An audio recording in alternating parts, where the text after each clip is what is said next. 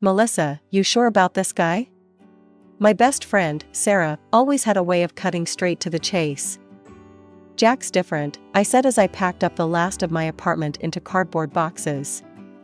He's kind, genuine, and he loves me for me, not just some idea of me. Meeting Jack was like breathing fresh air. He was a software developer with a goofy smile that could light up any room. When we met at a mutual friend's party, he spent the evening making me laugh and listening to my stories about long night shifts at the hospital. It didn't take long for us to click. Jack's mom is a bit of a tough cookie, though, I continued, deciding to lay it all out for Sarah. I hadn't told her much about Mrs. Cole. The first time I met her, she looked me over like I was a car she was about to buy, very skeptical.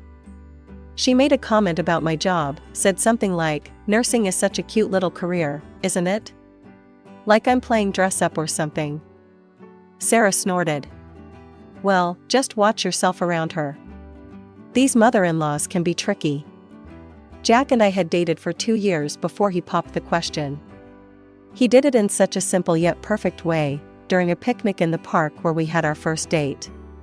It wasn't fancy, but it was us. I said yes without hesitation. The wedding was small but lovely, filled with close friends and family, except Mrs. Cole, who spent most of the time critiquing the floral arrangements and whispering to relatives. I tried to brush it off. I was marrying Jack, not his mom, I reminded myself. Jack suggested buying a house in the suburbs, I continued. It's beautiful, but the mortgage would mean tightening our belts for a while. Damn, straight into the deep end, huh? How do you feel about that? I hesitated, my hands fiddling with the tape dispenser. I'm not sure. It's a big commitment, and with my shifts, it's not like I have a lot of spare cash floating around. Make sure it's what you both want, Mel. It's not just his life, it's yours too. I knew she was right. The idea of moving to a quieter place was appealing, especially considering the chaos of hospital life. But the financial strain was intimidating. Still, Jack was persuasive, saying things like, "We'll make it work, Mel. We always do." And his optimism was infectious. "We'll see," I said finally. "Let's get these boxes down to the truck." It had been a few months since Jack and I moved into our new house. I was still adjusting to the rhythm of paying the hefty mortgage every month, while Jack took care of our other expenses. Life was settling into a new kind of normal until the day Jack came back from visiting his mom, and everything turned upside down. Jack walked through the door, not alone but with his mother, Mrs. Cole, who had a grim look and a suitcase that looked like it housed her entire life. "Mel, Mom's going to stay with us for a bit. She's not feeling great," Jack said, as if it was a small, trivial change to our daily lives. I stood there, mouth slightly open, a frown forming. "Jack, when were you going to discuss this with me?" My voice was calm, but the annoyance was hard to mask. "Look, I know this is sudden, but she's really ill," Jack replied, his eyes pleading for understanding. Mrs. Cole, setting her suitcase down with a heavy thud, chimed in. "Those doctors don't know anything. They just want to steal the little pension I have left. I'm going to follow a special treatment plan my friend suggested. She just got back from some island and swears by it." I sighed, pinching the bridge of my nose. "Jack, we should have talked about this. We could arrange for a nurse or find a good facility." Jack's expression hardened. "Mel, I owe her. She's my mom. We're not sending her anywhere." Mrs. Cole walked over and hugged Jack tightly, giving me a look over his shoulder that could chill coffee. "Thank you, son. At least someone cares about me." As she released Jack and began surveying the room, her criticism started. "All this furniture is all wrong. It's blocking the energy flow. And, Melissa, really, this place is a mess," she declared, her voice filled with a mix of disdain and condescension. Jack rushed to her side, nodding and muttering agreements. I clenched my fists, feeling my space and my opinion shrinking by the second. Over the next few days, my home turned into Mrs. Cole's personal project. Every morning started with her critiques. Melissa, these curtains are all wrong. They block the sunlight and positive vibes. And why is there so much clutter here? Jack was no help. Every time I tried to discuss a boundary or compromise, he stood by his mother. Mel, she's just trying to help. Let's just do things her way for a while. One evening, I reached my breaking point. Jack, we need to talk. Now, I said firmly as I pulled him aside. Your mother is taking over our home, and you keep siding with her. You're my husband. I thought we were supposed to be a team. Jack sighed, running his hands through his hair. I know it's tough, but she's family. We have to look after her. She's old and alone. I get that she's your mom, but where do I fit into this? Am I just supposed to nod and smile and let her redo our entire house? When do my feelings get considered? My voice cracked a bit at the end. Jack looked torn, his face a mix of frustration and guilt. I'm sorry, Mel. I didn't realize it was this bad for you. Let's sit down with Mom tomorrow and set some ground rules. The next day never came for that talk. Mrs. Cole had bigger plans, and Jack, as always, was swept up in her current. I retreated, feeling more like a guest in my own home with each passing day. The tension in our house was ramping up each day, and I was caught in a relentless cycle of exhaustion. Balancing night shifts at the hospital with the increasing demands at home was wearing me down. One afternoon, after a particularly grueling night shift, I collapsed into bed, hoping for a few precious hours of sleep. But peace was a luxury I couldn't afford, not with Mrs. Cole around. Barely an hour into my sleep, her voice, shrill and piercing, jolted me awake. Melissa, how can you sleep at a time like this? I'm ill and there's nothing to eat. You need to take care of me, she bellowed from the kitchen. I dragged myself out of bed, my body heavy with fatigue, and stumbled into the kitchen. Mrs. Cole, I just came off a night shift. I really need to sleep. Can it wait a bit? She was rummaging through the cabinets, clattering pots and pans. No, it cannot wait. I need proper nutrition. Look at this, there's nothing here I can eat. I leaned against the doorframe, barely keeping my eyes open. What exactly do you need? I'll make something quick. This. She thrust a crumpled magazine page at me. I need a meal with these ingredients. They're essential for my condition. With a heavy heart, I started pulling out whatever was closest to the list, trying to cobble together a meal that would appease her. It was slapdash, but it would have to do. After eating, she wasn't done with her demands. Now, come rearrange my room. The bed needs to be on the other side, and hang the mirror on the north wall. It's good for prosperity. That evening, when Jack came home, I was at my breaking point. Jack, we need to talk. Your mom, she's not as sick as she says. I asked her to get checked at the hospital, to get a proper diagnosis, but she refuses. She doesn't trust hospitals. She's doing what she believes in. Why can't you support that? Because it's not practical. I'm a nurse, Jack. I know what care looks like, and this isn't it. She's capable of taking care of herself. She's manipulating us. Jack shook his head, disappointment etched across his face. I can't believe you, Melissa. You're supposed to be compassionate. How can you be so heartless? Feeling defeated, I walked away from the conversation, my mind a whirl of frustration and sadness. This wasn't the life I'd signed up for. I loved Jack, but living with his mother under these conditions was turning our home into a battleground, and I was losing.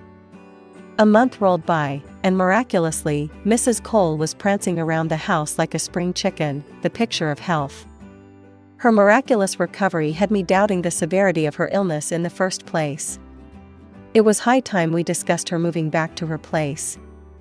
One evening, as we were clearing the dishes, I broached the topic. Mrs. Cole, you seem much better now.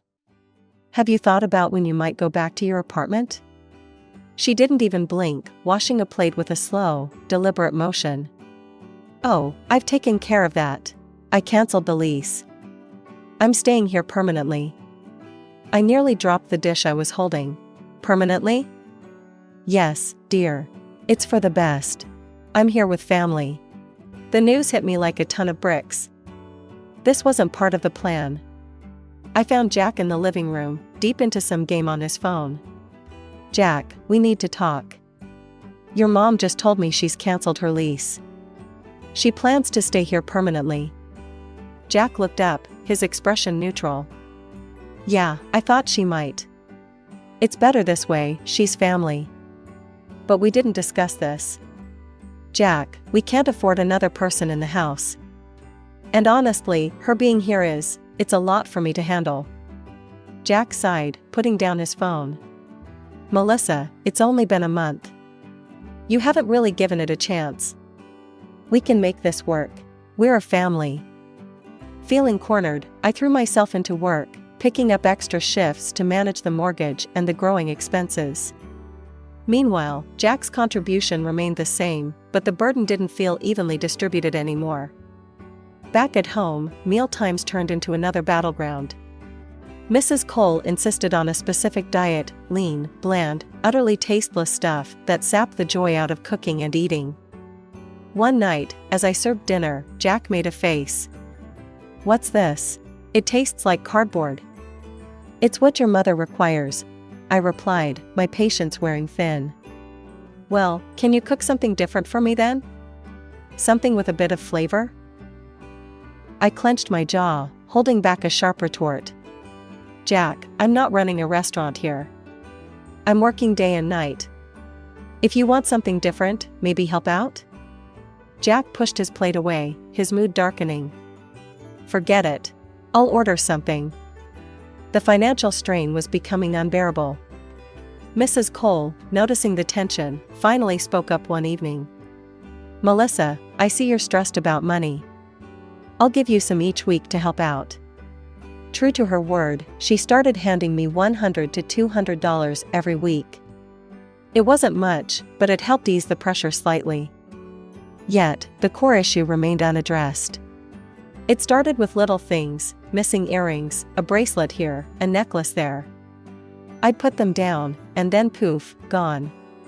I thought I was just being forgetful, until more items began disappearing. First, it was my gold jewelry, and then household items like a vase and some small decorative statuettes. It didn't add up. I wasn't misplacing these things, they were being taken. One evening, I finally voiced my suspicions to Jack. I think your mom might be taking my things. My jewelry's gone, and now other items are missing too. Jack's reaction was instant and intense. I can't believe you'd think so low of my mom. She's not a thief. With no way to secure my belongings at home, I started taking my remaining jewelry to work.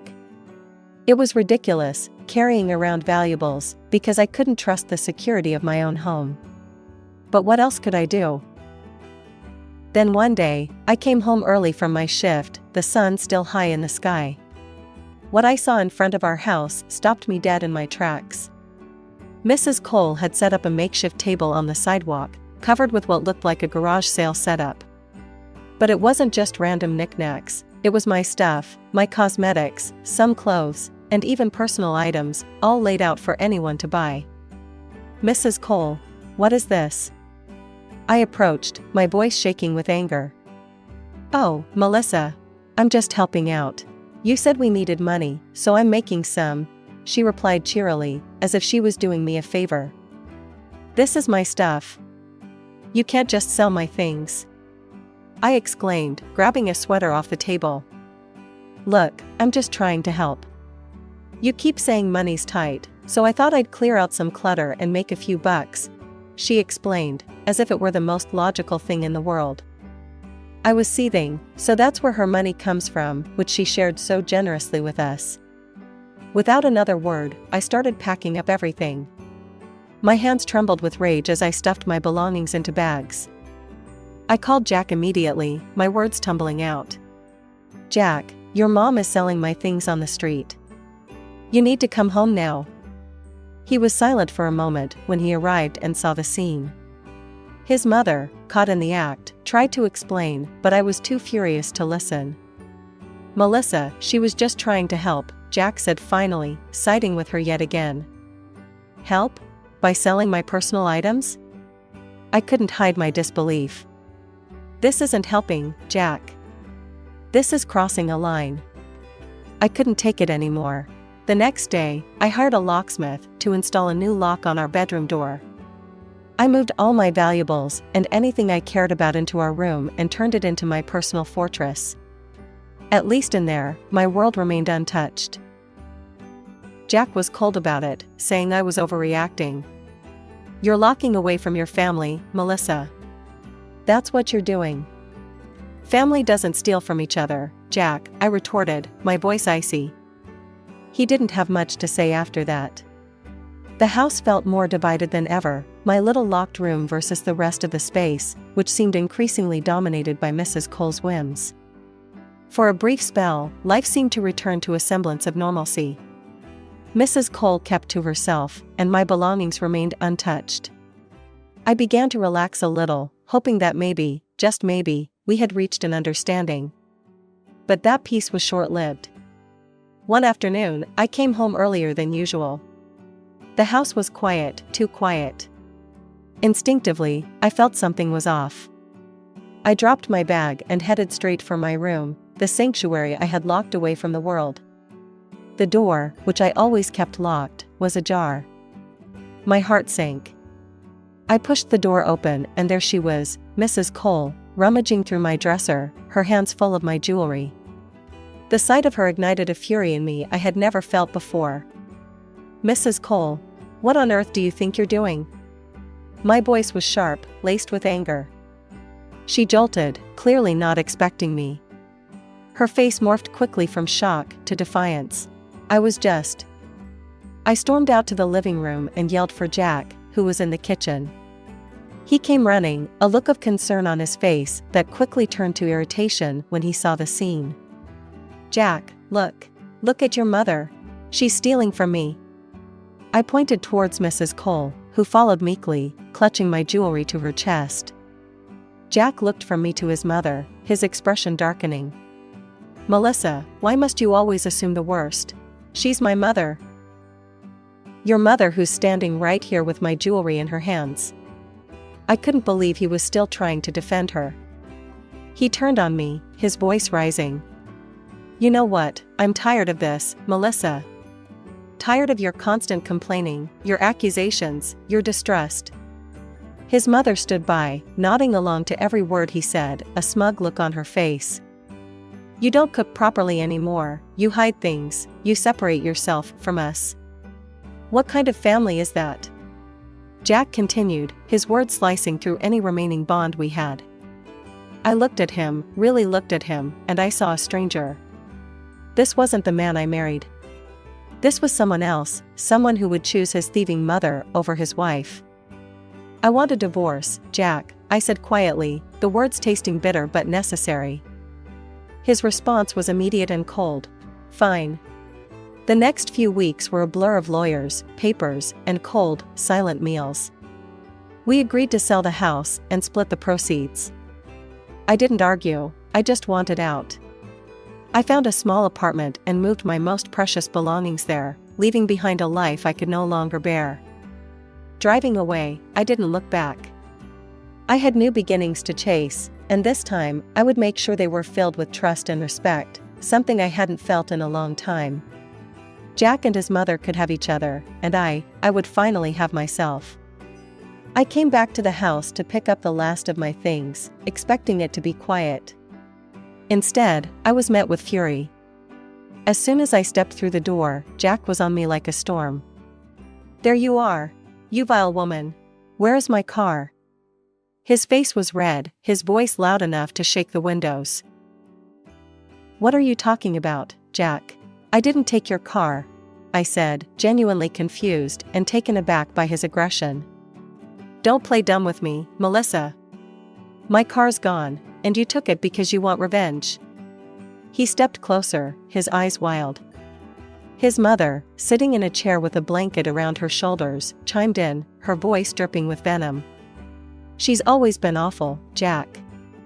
I told you she was no good. I was speechless. The situation was spiraling, and I had no idea how to calm it down. Before I could gather my thoughts to respond, Jack's phone rang. He snatched it up, still glaring at me. His face changed from anger to confusion as he listened. What? An accident? My car? He paused, looking between his phone and his mother. Who was driving it? His mother's face went pale. I watched as the truth came crashing down. The room went silent except for the voice on the other end of the phone line, which I couldn't hear. Jack ended the call and turned to his mother, his voice shaky with restrained rage. Mom, tell me you didn't take my car. His mother started to sob, her hands covering her face. I just wanted to go for a ride. I didn't mean any harm. You weren't supposed to drive it. You're not on the insurance. Do you understand what this means? Jack's voice rose with each word. I stood there, watching the drama unfold, the pieces falling into place. Jack's anger boiled over. Get out. I can't even look at you right now. You're going to pay for this, every last cent. His mother tried to plead with him, but he wasn't having it. He grabbed her things and shoved them at her, pushing her towards the door. Go. I'll be contacting a lawyer about this. She was crying, a pitiful, wailing sound that might have once made me feel sorry for her. Not today. Today, it was just noise. As the door slammed behind her, Jack turned to me, suddenly softening. Melissa, I didn't know. I'm sorry. Can we start over? Maybe we can. I cut him off, my own voice calm but firm. Jack, you never stood up for me. Not once. How could I ever trust you to protect me or us? I can't be with someone who doesn't see me, who doesn't believe in me. After the divorce was finalized, and the house sold, splitting the money felt like the last cord tying me to a life that was no longer mine. I found a cozy apartment in a friendly neighborhood. The first time I made the mortgage payment, I was relieved. It was nothing like the suffocating debt of our old home. This was manageable, something that didn't keep me up at night. The place was small, but every corner of it was filled with possibilities. Decorating it became my new project, a way to reclaim my space and my identity. One lazy Sunday afternoon, as I was arranging some books on a new shelf, my phone rang. It was my best friend, Sarah. Hey, Melissa. How's the new apartment treating you? Sarah's voice was always bubbly, even through the phone. It's great, Sarah. Finally feels like I'm breathing again, I said, smiling as I looked around my little living room. I heard about the lawsuit. Jack really went through with it against his mom, huh? Her tone was a mix of disbelief and curiosity. I chuckled, not without a hint of irony. Oh, he did. And he won. His mom has to pay for all the repairs to the car. Last I heard, she had to pick up a job because of it. No way. She's working? After all those years of acting like the queen bee? Sarah's surprise was palpable. Yep, reality hit her hard. They'd been at each other's throats since the court decision. It's a mess, but honestly, Sarah, they dug that hole for themselves, I said, not able to keep the satisfaction out of my voice. After hanging up, I thought about how much had changed. Jack and his mother were a constant source of drama, and now, distanced from it, my life was mine again, quiet, peaceful, mine. Over the next few months, I threw myself into decorating my new apartment and taking up hobbies I neglected. My evenings were no longer about navigating family dramas, but about rediscovering what made me happy, reading, painting, and sometimes, just watching old movies. One evening, while I was painting a canvas with broad, vibrant strokes, my phone rang. It was Jack. Melissa, hi. Just wanted to check in. How are you? His voice was tentative, unsure. I'm good, Jack. Really good, actually. Just working on a painting right now. I responded, my tone polite but distant. That sounds great. I'm glad you're doing well. He paused, and I could almost hear him struggling to find the right words. Listen, I've been doing some thinking. I cut him off before he could continue. Jack, I hope you find whatever it is you're looking for. But for me, I've already found it, my peace. I need to focus on that. Hanging up, I looked around my little apartment, my sanctuary, filled with things that brought me joy. The phone call hadn't stirred the old chaos, it had only affirmed my new path.